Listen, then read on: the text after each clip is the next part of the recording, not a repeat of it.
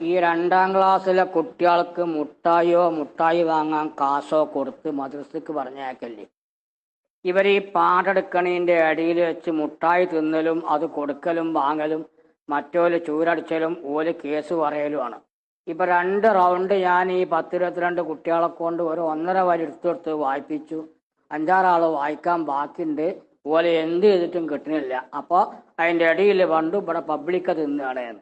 ഈ ജാതി പബ്ലിക്കും ഡബിളിക്കും തിന്നാൻ നിങ്ങൾ കുടിയിലെത്തി കൊടുത്തോളി, മദ്രസക്ക് പറഞ്ഞേക്കണ്ട. ആരെ പറഞ്ഞു വെച്ചാൽ ആരോടായാലും പറഞ്ഞാൽ ഞാൻ പറഞ്ഞു എന്ന്. ഇവിടെ സാധിക്കൂലേ, മദ്രസയിൽ പറ്റൂലേ. 1-2 തവണ പറഞ്ഞിട്ടുണ്ട് മര്യാദക്ക്. നിങ്ങൾക്ക് തിന്നാൻ കൊടുക്കണമെങ്കിൽ നിങ്ങൾ കുടിയിലെത്തി തിന്നാൻ കൊടുത്താൽ നിർബന്ധമാണെങ്കിൽ. അത്യാവശ്യത്തിന് ഓൽക്ക് ആവശ്യമുള്ള ഉന്മേഷത്തിന് ലേശം ചാൻഡുള്ളൂ, അതിക്ക് എന്തെങ്കിലും ചെറിയ കടിയും കൊടുത്ത് പറഞ്ഞേക്കുക. വേറെ എന്തെങ്കിലും ചോദിച്ചാൽ 2 കൊടുക്കുക ചന്തിക്ക്, എന്നിട്ട് പറഞ്ഞേക്കുക. അതുകൊണ്ട് കുട്ടി വലുതാകാതിരിക്കൂല.